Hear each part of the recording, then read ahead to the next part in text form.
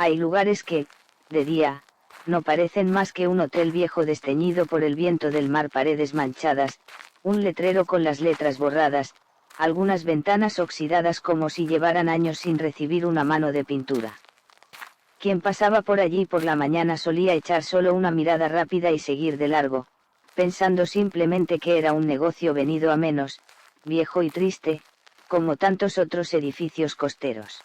Pero al caer la noche, sobre todo en los días en que se levantaba el viento, todo el hotel parecía transformarse en otro mundo.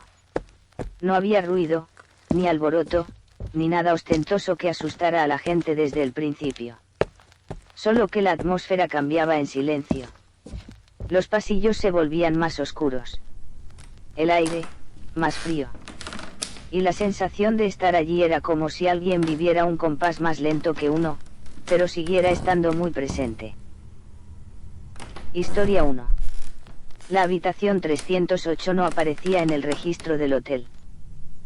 En la zona costera cercana a Cádiz, la gente se contaba en voz baja la historia de un viejo hotel situado en una calle apartada de la zona más turística. Los conductores locales rara vez se detenían allí de noche. Y los vecinos, si tenían que pasar por delante, casi nunca levantaban la vista demasiado tiempo hacia las ventanas de los pisos superiores. Porque había quien había oído llorar dentro de una habitación cerrada con llave. Algunos habían visto el ascensor subir solo hasta una planta que ya no estaba abierta a los huéspedes. Incluso había quien contaba que, de madrugada, se había cruzado en el pasillo con una mujer desconocida, aunque esa mujer, en teoría, ya no podía estar allí. Esta noche voy a contarles una de las historias más escalofriantes que jamás se han transmitido de boca en boca sobre ese hotel. Y la historia no empieza con un grito, ni con sangre, ni con cadáveres. Empieza de una forma muy cotidiana, muy parecida a cientos de viajes improvisados de un grupo de amigos jóvenes. Y precisamente por eso, por lo común que parecía todo al principio, a los que lo vivieron les resultó aún más imposible olvidarlo cuando las cosas empezaron a desviarse de lo normal.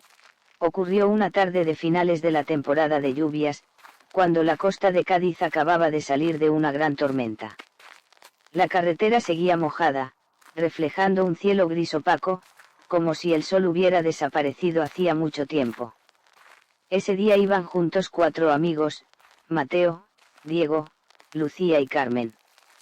Eran amigos íntimos desde los tiempos en que estudiaban juntos en Sevilla, de esos que, cada vez que conseguían juntar unos días libres, se organizaban una escapada para cambiar de aire.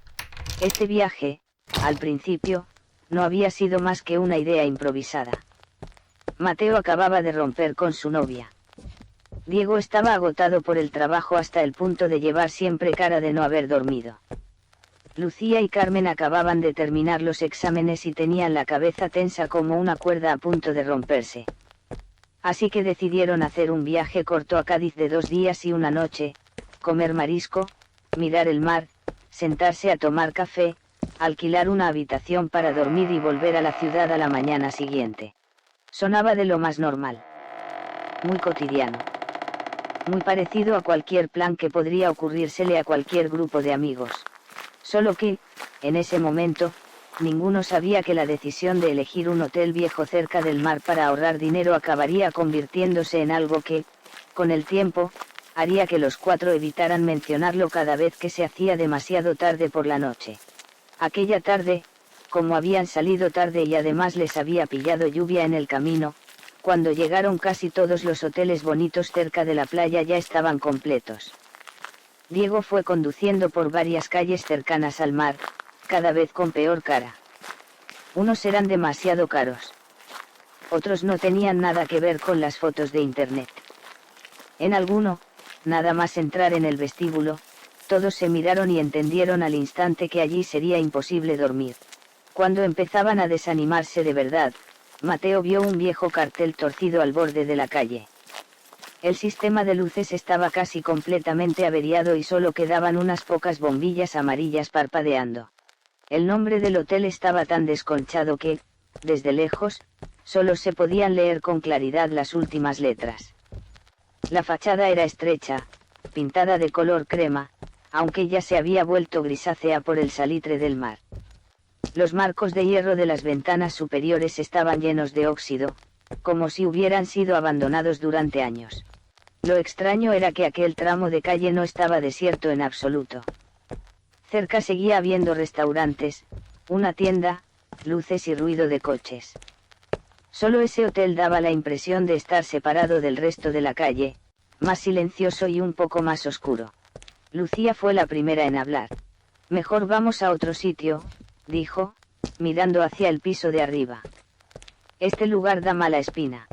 Carmen también asintió, cruzándose suavemente de brazos sobre el pecho. «A mí también me da como un escalofrío». Pero Diego estaba demasiado cansado. Hambriento y de mal humor, vio el cartel de la entrada que decía que aún quedaban habitaciones y dijo que al menos podían preguntar. Mateo tampoco puso objeciones. Así que los cuatro arrastraron sus maletas y entraron en el vestíbulo. Dentro olía a fregasuelos mezclado con madera vieja y a esa humedad difícil de describir, como la de sábanas o mantas que no se han secado del todo. El mostrador de recepción estaba justo en medio. Detrás había una mujer de unos 50 y tantos años, con el cabello recogido y una blusa de manga larga, aunque seguía haciendo calor húmedo. Hablaba en voz baja y con suavidad, pero su mirada parecía examinar a cada uno de ellos en silencio. Mateo preguntó si quedaban habitaciones. Ella miró un cuaderno y respondió que sí, 2 habitaciones dobles en la tercera planta, a un precio bastante más bajo que el de los demás hoteles de la zona. A Diego se le iluminaron los ojos al oírlo y aceptó al instante, sin pensarlo más. Mientras la recepcionista hacía el registro, Mateo levantó la vista por casualidad hacia la fila de llaveros colgados detrás de ella. Vio que los números de las habitaciones estaban colocados de manera extraña: 301, 302, 305, 306 y 309. Pero no estaba la 308. Sin pensar, bromeó. La 308 daba mala suerte y la quitaron, señora. La mujer se quedó inmóvil un instante. Solo un segundo, pero suficiente para que Mateo se diera cuenta. Luego sonrió de forma forzada y dijo que el hotel era viejo, que la numeración estaba algo desordenada y que había habitaciones en reparación que estaban cerradas temporalmente. Después les entregó las llaves y les dijo algo que, en aquel momento, sonó de lo más normal, pero que más tarde todos recordarían con un escalofrío. «Si esta noche oyen algo en el pasillo, no abran la puerta», dijo. «El viento del mar sopla fuerte y las puertas viejas golpean». En ese momento, nadie le dio importancia. La tercera planta estaba aún más vieja que el vestíbulo. El pasillo era largo, de techo bajo, con una iluminación amarilla mortecina, como si en cualquier momento las bombillas fueran a apagarse. En las paredes colgaban algunos cuadros antiguos de barcos, con los cristales cubiertos de polvo y marcos de madera oscura. El suelo de baldosas antiguas hacía que cada paso sonara muy leve, pero con eco. La habitación de Mateo y Diego era la 305, y la de Lucía y Carmen la 306, justo enfrente. Ambas estaban casi al final del pasillo. Lo que incomodó a Lucía fue que, en la pared del fondo del corredor, había una zona de pintura nueva superpuesta a la vieja, formando un rectángulo irregular, como si allí hubiera habido antes una puerta y luego la hubieran tapado. Se quedó mirándola unos segundos y dijo en voz baja: «Parece como si antes hubiera habido una habitación aquí». Mateo sonrió, intentando quitarle hierro. «No lo mires tanto, que luego esta noche no vas a poder dormir».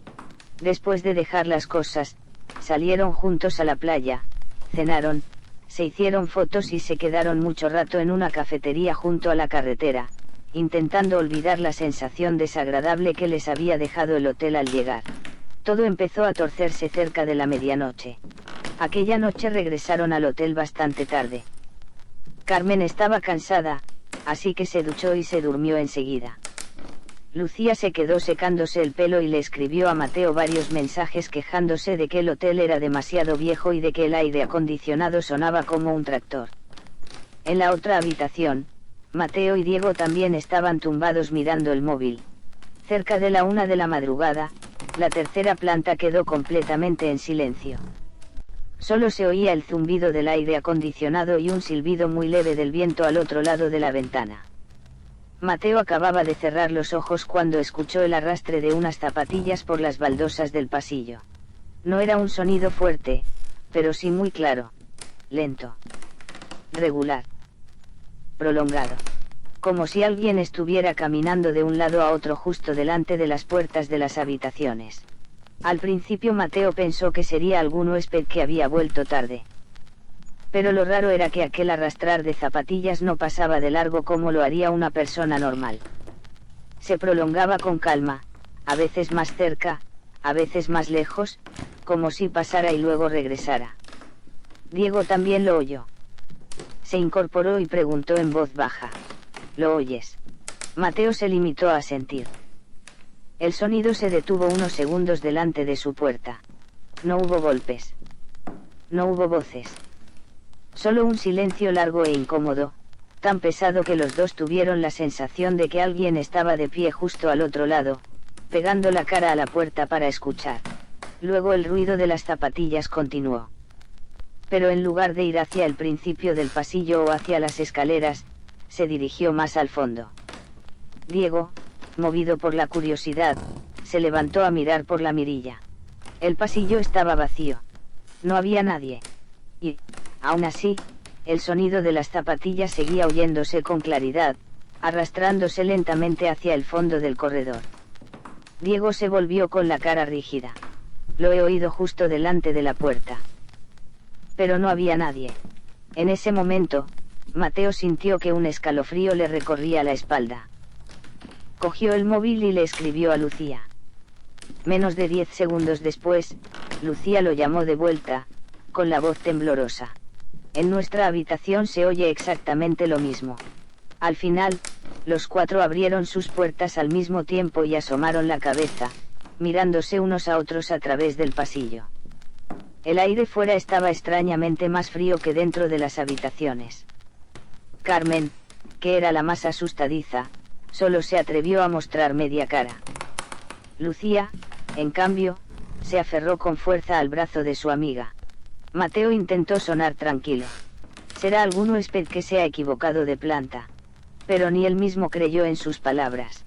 Y entonces, justo en ese momento, al fondo del pasillo, en el lugar donde estaba aquella pared mal enlucida, apareció de pronto una fina línea de luz amarilla. Al principio todos pensaron que sería la luz que se colaba desde alguna habitación. Pero, al fijarse mejor, parecía la rendija luminosa de una puerta entreabierta.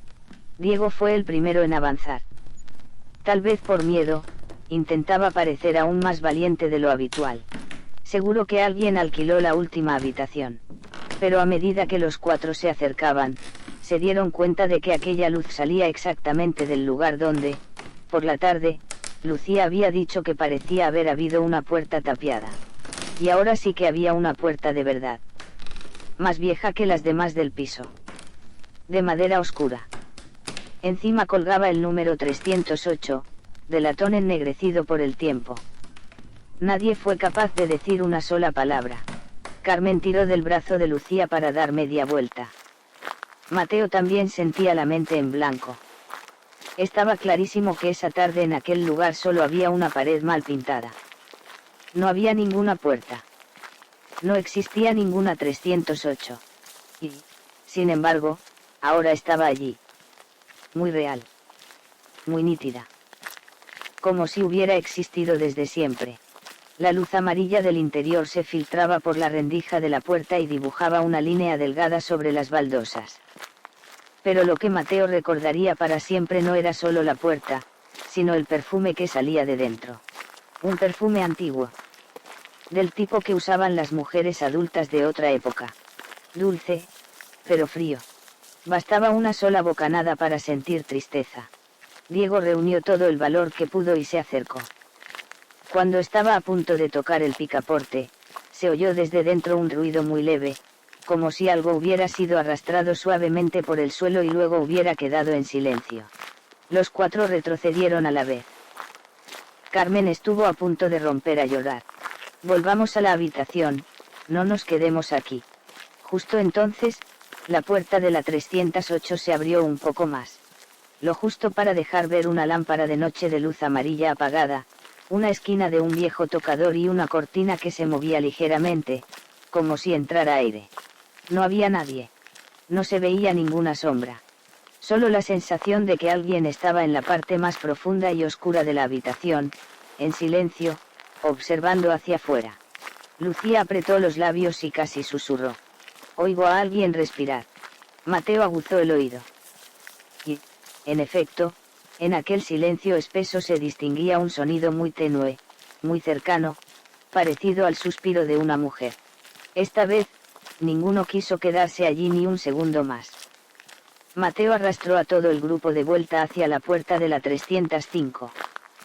Cerraron con llave, bloquearon la entrada con una silla y llamaron a recepción.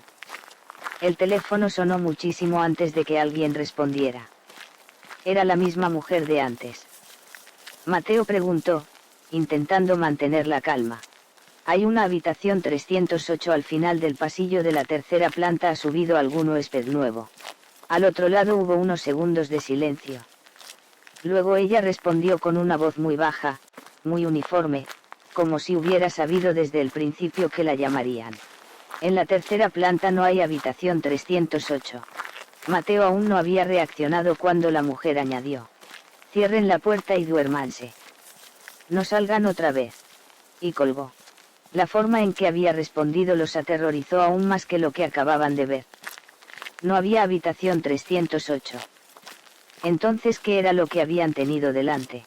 Aquella noche nadie durmió. Lucía y Carmen cogieron las almohadas y se fueron a sentarse en la habitación de Mateo y Diego. Los cuatro se apretujaron en aquella estancia estrecha y no se atrevieron a apagar la luz de la mesilla. De vez en cuando volvía a oírse el arrastre de las zapatillas en el pasillo.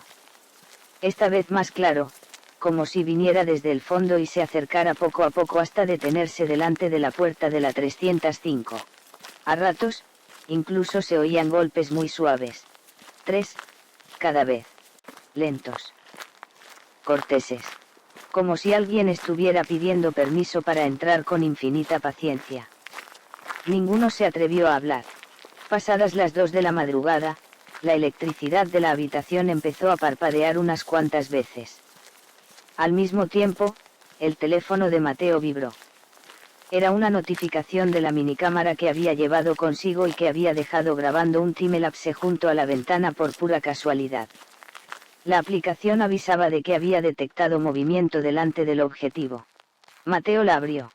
Los cuatro se apiñaron para mirar la pantalla. Al principio, la grabación mostraba simplemente la puerta de la habitación, como era normal. Pero llegó un momento en que, justo debajo de la rendija de la puerta, apareció una sombra fina, como el borde de una falda, inmóvil. No pasó por delante como caminaría una persona cualquiera. Solo se deslizó hasta la puerta y se quedó quieta delante durante mucho rato. Después, apareció lentamente un pie de mujer calzado con una zapatilla fina de color claro. La piel del pie era pálida, casi blanquecina, y quedó inmóvil en el centro exacto de la imagen. Luego la pantalla se llenó de interferencias. Carmen rompió a llorar de verdad. Lucía también se quedó paralizada. Diego soltó un par de maldiciones, pero la voz ya no le sonaba firme. Mateo era el que conservaba más serenidad en ese momento. Recogió todas las cosas y decidió que, en cuanto amaneciera, se irían de allí sin falta. Pero desde las 3 hasta casi las 4, todo quedó súbitamente en completo silencio. Ya no se oían las zapatillas. Ya no se oían los golpes. Ni siquiera el viento de fuera. Aquel silencio daba más miedo que los ruidos, porque parecía como si todo el hotel hubiera contenido la respiración. Y fue precisamente en ese intervalo de calma cuando Lucía se quedó mirando fijamente el espejo del tocador, con el rostro completamente descompuesto. No dijo nada, solo levantó la mano y señaló. Los otros tres siguieron la dirección de su dedo. En el espejo, además del reflejo de los cuatro amigos apiñados sobre la cama, en el rincón del fondo, junto a la ventana, había también la figura borrosa de una mujer. Con el pelo largo. de perfil. Llevaba algo claro, parecido a un camisón. Ninguno de ellos estaba sentado en ese rincón. Los cuatro se giraron de golpe. Allí no había nadie. Cuando volvieron a mirar al espejo, la figura había desaparecido. Nunca habían esperado tanto el amanecer. En cuanto empezó a clarear, bajaron con las maletas al vestíbulo. La recepcionista ya estaba sentada detrás del mostrador, con unas ojeras profundas, como alguien que no hubiera dormido en toda la noche. Al verlos, no pareció especialmente sorprendida, solo suspiró, como si ya hubiera sabido que, pasara lo que pasara, ellos bajarían a esa hora. Diego, furioso, dejó caer las llaves sobre el mostrador. ¿Qué fue lo de anoche? Porque dijo que no había habitación 308 si todos la vimos. La mujer levantó la mirada, con el rostro agotado. Ya se lo advertí, dijo en voz baja. Si oían cosas en el pasillo, debían cerrar la puerta y dormir. Mateo apretó la mandíbula y preguntó con más dureza. ¿Qué ocurrió antes en este hotel? Esta vez ella guardó silencio durante mucho tiempo. Luego miró a través del cristal empañado por el aire marino de la entrada y empezó a hablar lentamente.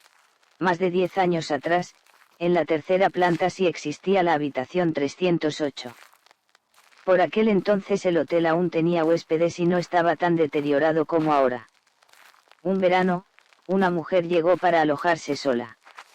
Tendría algo más de 30 años, hablaba con un acento suave del sur de España, solía vestir de colores claros y le gustaba ir hasta la orilla del mar y quedarse allí sentada hasta muy tarde. Se quedó varios días seguidos y hablaba poco con la gente. Solo una vez pidió a recepción que le llamaran un taxi para ir a la estación de autobuses, pero luego volvió a entrar porque al final no se marchó. Parecía estar esperando a alguien. Todas las tardes miraba hacia la calle. Todas las noches dejaba encendida la lámpara amarilla hasta muy tarde. La última noche, algunos huéspedes de la misma planta oyeron un llanto muy tenue, pero todos pensaron que se trataba de un asunto privado y no prestaron atención. A la mañana siguiente, los empleados llamaron a la puerta muchas veces sin obtener respuesta. Cuando lograron abrir, la habitación estaba vacía. La ventana que daba al mar estaba de par en par. Las cortinas ondeaban con fuerza. Sobre el tocador solo quedaban un peine y un frasco de perfume antiguo. Nadie supo jamás a dónde había ido aquella mujer. Algunos decían que había abandonado el hotel en plena noche. Otros juraban haberla visto al final del pasillo. Desde entonces, los huéspedes de la 308 empezaron a quejarse sin parar, llantos, el arrastre de unas zapatillas por el corredor, e incluso algunos aseguraban que a medianoche veían la luz encendida dentro de la habitación aunque no hubiera nadie. El negocio del hotel fue decayendo poco a poco. Al final, no les quedó más remedio que cerrar esa habitación, tapiar la puerta y eliminar el número 308 del registro del hotel. Al oír aquello, Carmen sintió que se le helaba la sangre. Lucía preguntó en voz muy baja.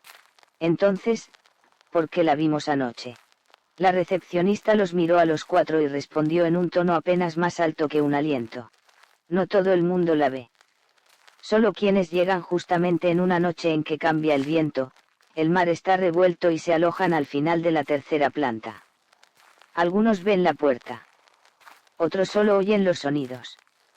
Otros perciben el perfume. Diego preguntó de inmediato si había cámaras en el pasillo, pero ella negó con la cabeza y dijo que el sistema de esa planta llevaba años averiado. Esa respuesta no explicaba nada, pero bastó para que ninguno quisiera quedarse allí ni un segundo más. Pagaron, abandonaron el hotel y fueron a desayunar a un local junto a la carretera. Todos intentaban comportarse como si la noche anterior hubiera sido solo una mala pasada del cansancio. Pero cuanto más trataban de racionalizarlo, más absurdo les parecía todo. Si solo uno hubiera oído aquellos ruidos, todavía podrían haberlo atribuido a los nervios. Si solo uno hubiera visto la puerta 308, podrían pensar que se había confundido. Pero los cuatro la habían oído y la habían visto. Y además estaba ese vídeo donde se distinguía un pie delante de la puerta. Ya nadie sabía cómo seguir tranquilizándose. Diego, que siempre era el más bocazas y el más duro, no se atrevió siquiera a sonreír durante el desayuno. Carmen insistió en volver a Sevilla ese mismo día. Así que el grupo canceló el resto del plan, se subió al coche y regresó antes del mediodía. Parecía que todo terminaba ahí. Hasta casi una semana después.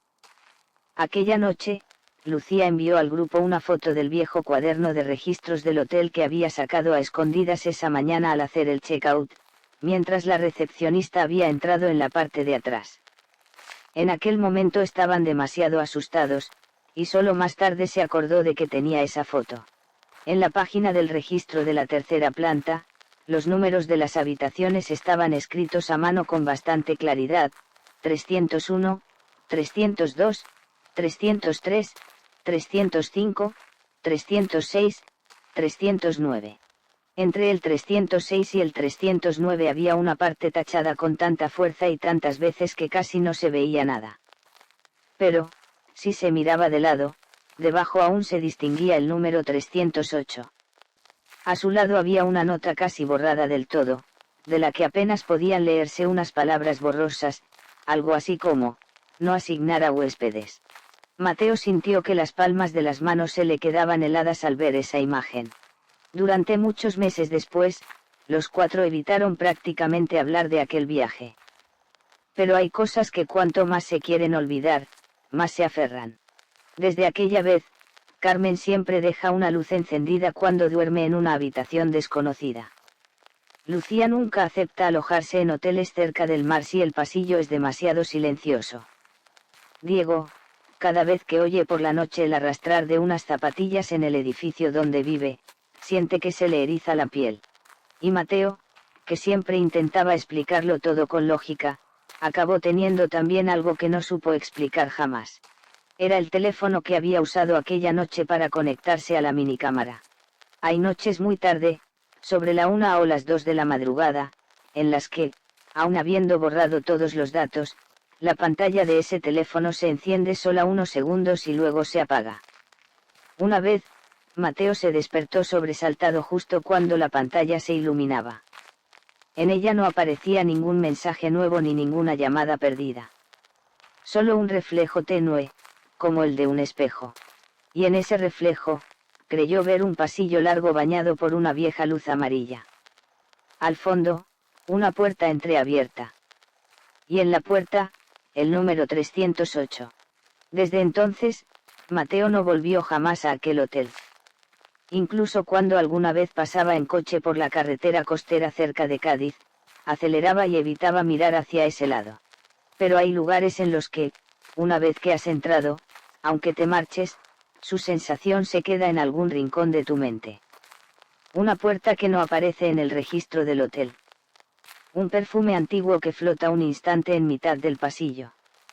Una mujer que quizá esperó demasiado tiempo a alguien, hasta el punto de no saber ya de qué lado del recuerdo permanecía. Dicen que el hotel ahora ya ha cerrado definitivamente y que pronto lo derribarán para construir otro.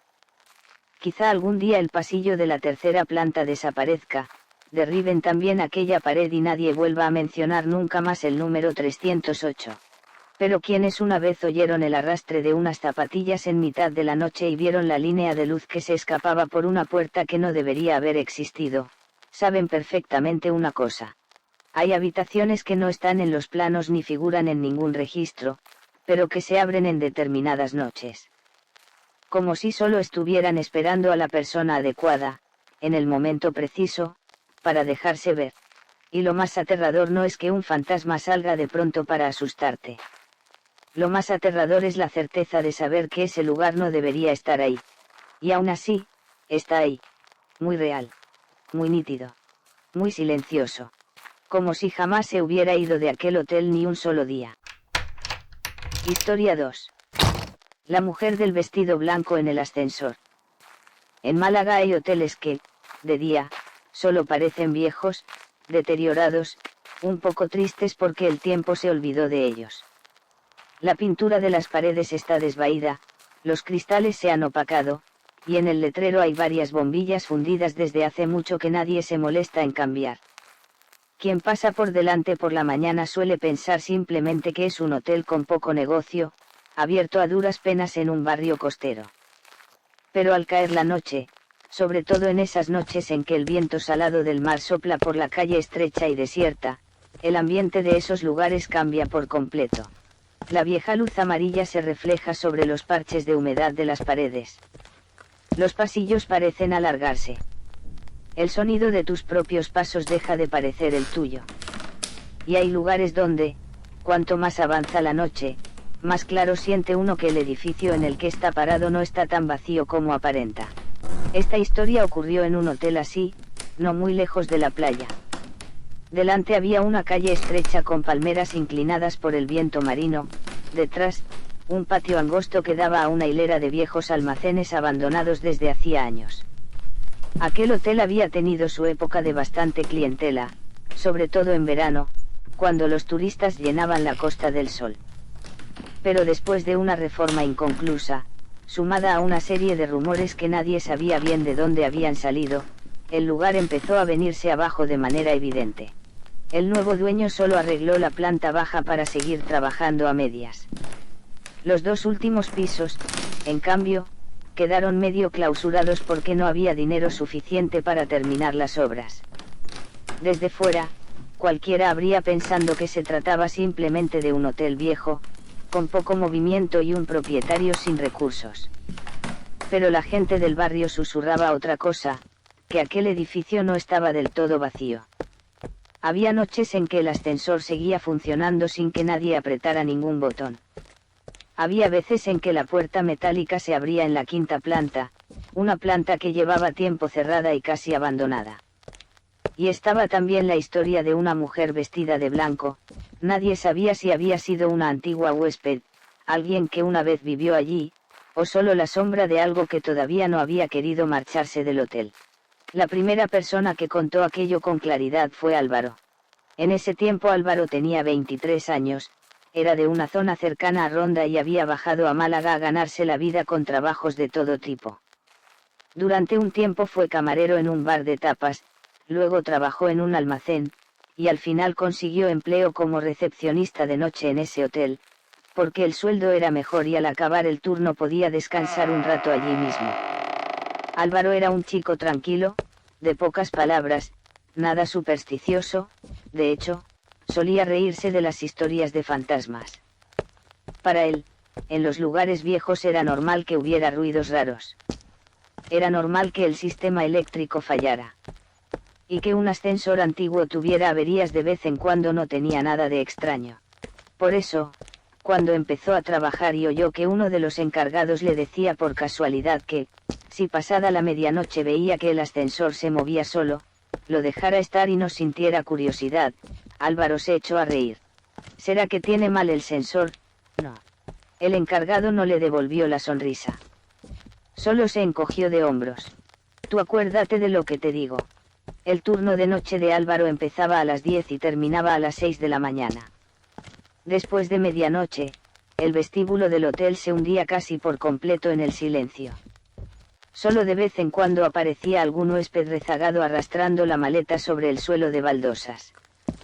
Por lo demás, solo se oía el zumbido del aire acondicionado y el rumor lejano del mar. A la izquierda del mostrador de recepción estaba el único ascensor del hotel. Era un modelo antiguo, con puerta exterior metálica que se deslizaba de lado y una reja plegable por dentro. Encima llevaba un panel con números rojos que marcaban las plantas. De día no llamaba la atención. Pero de noche, ese panel rojo encendido en medio del vestíbulo oscuro parecía un pequeño ojo abierto. Las primeras noches no pasó nada raro. Había pocos clientes, pero los había. El trabajo era aburrido, aunque llevadero.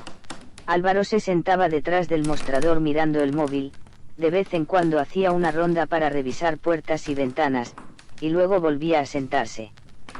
Precisamente porque todo parecía tan normal, la cuarta noche, cuando ocurrió lo primero, se le quedó grabado cada detalle. Serían casi la 1 de la madrugada. El vestíbulo estaba desierto. Álvaro estaba anotando cosas en el libro del turno cuando oyó un ting muy suave. Levantó la vista y vio que el indicador del ascensor pasaba del 1 al 2 y luego al 3. Pensó que algún huésped de arriba lo había llamado para bajar y no le dio importancia. Pero lo extraño era que no se oían pasos saliendo de ningún pasillo. El ascensor siguió subiendo hasta el 4 y se detuvo en el 5. Se quedó quieto unos segundos. La puerta se abrió. Desde el mostrador, Álvaro vio que dentro de la cabina no había nadie. Nadie salió. No había equipaje. No había ninguna figura esperando junto a la puerta. 5 segundos después, la puerta volvió a cerrarse sola. El ascensor bajó lentamente hasta la planta baja.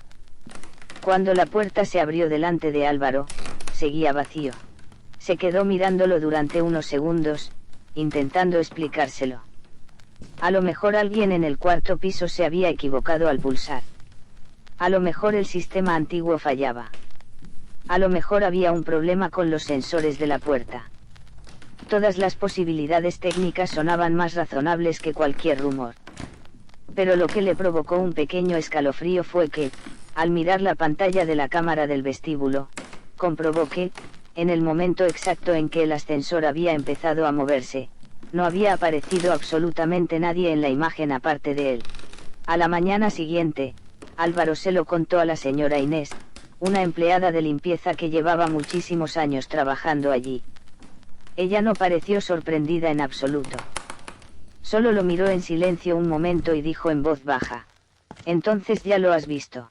Álvaro le preguntó qué había visto. Ella no contestó de inmediato. Miró a su alrededor, como si temiera que alguien pudiera oírla, y luego añadió despacio: «Si algún día ves a una mujer vestida de blanco entrar en el ascensor, no la llames. No le preguntes nada. No la sigas». Al oír aquello, Álvaro soltó una carcajada, convencido de que la mujer solo quería asustar al nuevo. Pero Inés no sonrió. Le contó que, en el pasado, cuando el hotel todavía estaba lleno de huéspedes, la 5ª planta había sido la zona más bonita, con habitaciones orientadas al mar. Una mujer se alojó allí durante varios días. Era alta, de pelo largo y hablaba muy poco. Casi siempre vestía de blanco o con vestidos de tonos muy claros. Algunos decían que estaba esperando a que su marido volviera del mar. Otros, que un hombre la había abandonado y ella había ido a Málaga a buscarlo sin encontrarlo. Nadie lo sabía con certeza. Solo se sabía que, al cabo de un tiempo, ocurrió algo en la 5ª planta y esa planta empezó a cerrarse poco a poco.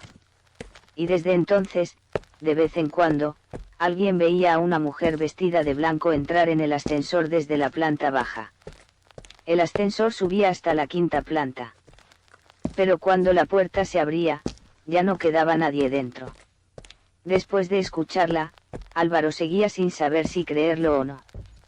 No quería creerlo. Pero la historia le dejó plantada en la cabeza una imagen muy concreta: una mujer silenciosa entrando en un viejo ascensor y desapareciendo cuando la puerta volvía a abrirse. La noche siguiente, casi a la 1, Álvaro dejó el móvil a un lado a propósito. Ni siquiera puso música, como hacía otras veces. Se quedó sentado detrás del mostrador, escuchando. El vestíbulo estaba en un silencio incómodo. Afuera, el viento hacía rozar unas palmeras con otras. A la 1:07 en punto volvió a sonar el ting. El indicador rojo marcó el 1. El ascensor, en la planta baja, estaba abriendo la puerta. Desde donde estaba, Álvaro no podía ver bien el interior de la cabina porque el ángulo se lo impedía. Pero tuvo una sensación clarísima: alguien acababa de entrar. Era difícil de explicar. Como cuando vas por una calle llena de gente y alguien pasa rozándote, antes incluso de girar la cabeza, ya sabes que un cuerpo ha pasado junto a ti. No era algo visto del todo con los ojos, sino una percepción fugaz pero inequívoca. Álvaro se puso de pie. El corazón empezó a latirle deprisa. El indicador fue subiendo: 2, 3, 4, 5. El ascensor se detuvo. La puerta se abrió. En la pantalla de la cámara del pasillo de la 5ª planta solo se veía un corredor vacío. La imagen en blanco y negro tenía una ligera interferencia, y la bombilla del fondo temblaba un poco. No salió nadie. Pero justo en el instante en que la puerta estaba a punto de cerrarse, Álvaro creyó ver, en el borde del encuadre, el vuelo de un vestido blanco pasar fugazmente. Fue tan rápido que, si no hubiera estado observando con toda su atención, habría pensando que lo había imaginado. A partir de esa noche, empezó a prestar verdadera atención. Descubrió que aquello no ocurría todas las noches. Cuando el hotel tenía más huéspedes, el ascensor funcionaba con total normalidad. Pero en las noches tranquilas, sobre todo después de las 12:30, volvía a pasar. Algunas veces el ascensor subía solo a la quinta planta una sola vez y no volvía a moverse. Otras subía y bajaba, deteniéndose unos segundos en la tercera, como si alguien dudara a mitad del trayecto. En otras ocasiones estaba quieto en la planta baja y, de pronto, la puerta se abría lentamente, como invitando a subir a un huésped invisible. Cada vez que ocurría, Álvaro notaba un perfume pasar junto al mostrador. No era un perfume moderno, fuerte y llamativo. Era más bien un olor de polvos fríos y jabón perfumado, como el que usaban las mujeres de otra época. Suave. Antiguo. Triste. Bastaba con olerlo una vez para recordarlo. Preguntó a más empleados veteranos. Algunos evitaban hablar del tema. Otros le aconsejaban no prestarle atención para vivir más tranquilo. Solo un viejo vigilante llamado don Ernesto accedió a contarle más cosas. Don Ernesto dijo que, tiempo atrás, en la quinta planta había una habitación al final del pasillo con una preciosa vista al mar. Una mujer se alojó allí casi un mes entero. Todas las noches él la veía bajar al vestíbulo vestida de blanco, sentarse sola junto al cristal y mirar hacia la calle como si esperara a alguien. Algunas noches se quedaba mucho rato dentro del ascensor sin pulsar ningún botón. Solo cuando alguien le hablaba parecía volver en sí, sonreía levemente y salía. Poco después ocurrió algo en el hotel. La quinta planta empezó a cerrarse. Circularon todo tipo de rumores, pero nadie explicaba nada con claridad. Lo único cierto era que, desde entonces, aquella figura de vestido blanco reaparecía de vez en cuando. Álvaro comenzó a dormir mal. Cada vez que pasaba frente al ascensor se le erizaba la piel de los brazos. La razón le decía que seguramente todo se debía a una avería del sistema, o a que aquellas historias le habían metido ideas en la cabeza.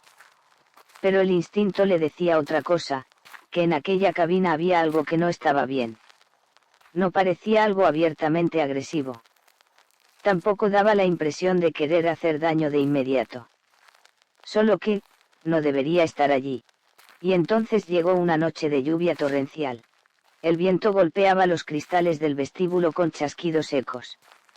Las luces del hotel parpadearon varias veces y luego se estabilizaron.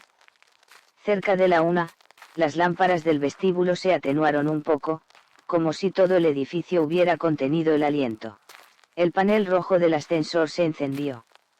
Álvaro se quedó inmóvil, sin pestañear. La puerta de la cabina se abrió. Y esa vez lo vio con claridad. Delante del ascensor, sin que él supiera desde cuándo estaba allí, había una mujer. Estaba de espaldas al mostrador. Tenía una figura muy delgada. El cabello negro y largo le caía por encima de los hombros. Llevaba un vestido blanco por debajo de la rodilla. Lo extraño era que sus pasos no hacían ningún ruido. Con el suelo de baldosas tan frío y vacío, no se oyó ni un solo roce de sandalias contra el suelo. La mujer se quedó quieta 2 segundos y luego entró lentamente en la cabina. La puerta se cerró. Álvaro se quedó clavado en la silla. Todo su cuerpo se volvió de hielo. El indicador fue subiendo, 2, 3, 4, 5. El ascensor se detuvo. La puerta se abrió. En la pantalla de la cámara de la quinta planta apareció el pasillo, más oscuro que otras veces porque una de las bombillas se había fundido la semana anterior y aún no la habían cambiado. No se vio a nadie salir. Pero algo pálido, como un reflejo tenue, pareció deslizarse desde el interior del ascensor hasta el suelo y desaparecer fuera del encuadre. Aquello fue demasiado para Álvaro. Se dijo que quizá se trataba de un intruso. Quizá de un ladrón. Quizá de cualquier cosa perteneciente al mundo de los vivos. No quería seguir soportando aquel estado de miedo y duda. Así que cogió el llavero maestro y decidió subir a comprobarlo por sí mismo. La escalera que conducía a la quinta planta era más estrecha y oscura que las demás. Nada más llegar al rellano entre la cuarta y la quinta, el corazón de Álvaro latía tan fuerte que creyó que otra persona podría oírlo. El aire allí arriba era distinto al del resto del edificio. Más frío. Más húmedo. Con olor a madera vieja mezclado con el salitre del mar. Como la mayor parte de la quinta planta estaba clausurada, no encendían todas las luces. Solo algunas bombillas amarillas, débiles y mortecinas, iluminaban el pasillo. Las puertas de las habitaciones estaban cubiertas de polvo. Algunos pomos llevaban años envueltos con cintas de precinto. El ascensor estaba abierto. La cabina iluminada. Dentro no había nadie. Álvaro tragó saliva, se acercó y miró a izquierda y derecha. No se oía nada. Solo el viento que entraba desde el final del pasillo y hacía ondular ligeramente una cortina fina en la ventana del fondo. Estaba a punto de darse la vuelta para bajar cuando oyó un leve clac al final del corredor. Se giró de inmediato. La habitación del extremo derecho, la que siempre estaba cerrada con una cadena adicional, estaba ahora entreabierta.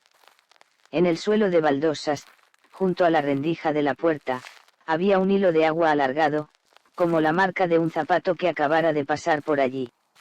Se quedó petrificado. Recordaba perfectamente que la tarde anterior había subido a revisar aquella planta junto a don Ernesto. Esa puerta seguía cerrada entonces. No sabía de dónde sacaba el valor, pero avanzó de todos modos. Cuanto más se acercaba, más intenso se hacía aquel olor familiar. El olor de polvos fríos. El olor de un perfume antiguo. El olor triste de una época que él nunca había vivido y que, sin embargo, podía sentir con claridad. Cuando ya estaba a pocos pasos de la puerta, oyó desde dentro un sonido muy tenue. Como el suspiro de una mujer. Cualquier otra persona habría salido corriendo. Pero el miedo acumulado durante tantos días había endurecido a Álvaro de una manera extraña. Se detuvo frente a la puerta entreabierta y la empujó suavemente con la mano. Dentro había una habitación cubierta de polvo. Los muebles estaban tapados con sábanas blancas. La ventana del balcón daba directamente al mar. Justo en ese momento, un relámpago iluminó el exterior y reveló toda la estancia durante un segundo brevísimo. Y en ese instante fugaz, Álvaro vio a una mujer de pie en el rincón junto al balcón, de espaldas. Vestido blanco. Cabello largo. Una mano apoyada sobre el marco de cristal. La postura era exactamente la de alguien que mira hacia la calle de abajo, o espera a alguien a lo lejos. Álvaro inhaló con fuerza. Se le endureció la boca. No pudo pronunciar ni un solo sonido. En ese mismo instante, la luz del pasillo parpadeó. Cuando volvió a mirar, el rincón junto al balcón estaba vacío. Álvaro echó a correr escaleras abajo como si le fuera la vida en ello. Le temblaban tanto las piernas que estuvo a punto de tropezar. Cuando llegó al mostrador de recepción estaba jadeando, con la espalda empapada de sudor frío a pesar de que el viento marino rugía con fuerza fuera. Un rato después, don Ernesto salió también del cuarto de seguridad al oír el ruido. Al verle la cara desencajada, no hizo muchas preguntas. Solo le sirvió un vaso de agua y se sentó en silencio. Pasó mucho tiempo antes de que Álvaro lograra articular una frase. «¿Hay alguien en la quinta planta?» Don Ernesto bajó la mirada al escucharlo. No le dijo que estuviera inventando cosas. No se rió. No dijo que seguramente se había confundido. Solo respondió en voz muy baja. «Ya te lo dije. Si la ves, déjala estar. No la sigas». Y entonces, por primera vez, le contó lo que antes nunca había terminado de decir. Aquella mujer del vestido blanco no había sido simplemente una huésped pasajera. Había llegado a comienzos de la temporada de lluvias y había alquilado la última habitación de la quinta planta. Todos los días bajaba al mostrador a preguntar si había recibido alguna llamada, si alguien había preguntado por ella. Más tarde, la gente empezó a sospechar que esperaba a un hombre que le había prometido ir a buscarla a Málaga para marcharse juntos a otro lugar. Lo esperó un día, luego una semana. luego casi un mes entero. Cada noche se arreglaba con esmero, se ponía su vestido blanco, entraba en el ascensor, subía y volvía a bajar, como si creyera que, con tal de esperar el tiempo suficiente, aquel hombre acabaría apareciendo. Pero él nunca llegó. Hubo una noche de tormenta en que la vieron quedarse muchísimo tiempo dentro de la cabina, con la puerta abierta, sin salir y sin pulsar ninguna planta, mirando la superficie pulida del acero interior como alguien que ha perdido el alma. Y después, un día, desapareció. No dejó el hotel formalmente. No se llevó el equipaje. Nadie la vio salir por la puerta principal. Solo que, desde entonces, en las madrugadas, el ascensor de vez en cuando volvía a subir solo hasta la quinta planta. Después de escuchar todo aquello, Álvaro no sabía qué parte creer. Pero lo que había visto con sus propios ojos en aquella habitación era demasiado real como para apartarlo de su mente. A la mañana siguiente pidió unos días libres. En casa tampoco consiguió dormir en paz.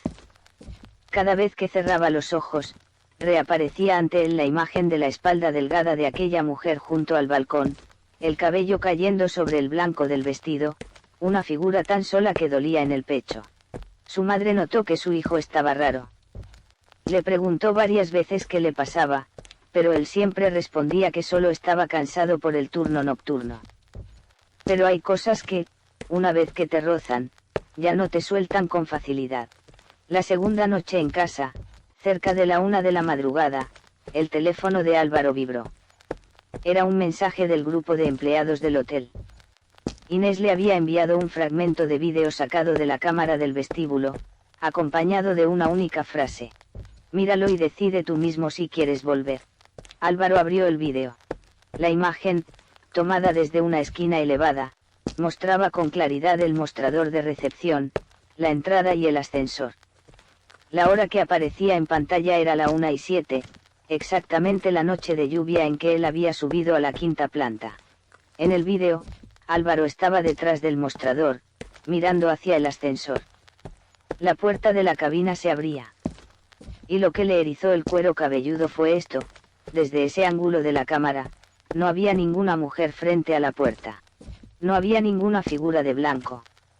Nadie entraba en la cabina. Solo se veía la puerta abrirse delante de un espacio vacío, quedarse quieta unos segundos y cerrarse sola. Después, el indicador empezaba a subir normalmente: 2, 3, 4, 5. Álvaro reprodujo el vídeo varias veces. En cada una veía como él mismo, dentro de la grabación, inclinaba ligeramente el cuerpo, como si estuviera siguiendo con la mirada a alguien que acababa de entrar. Es decir, en aquel momento, él realmente la había visto. Pero la cámara no. Y esa sensación era aún más aterradora que ver un fantasma. Porque al menos, si uno ve una figura blanca cruzando delante, sabe a qué le tiene miedo. Pero en este caso, aquello que había visto con total claridad ni siquiera existía para la mirada insensible de la cámara.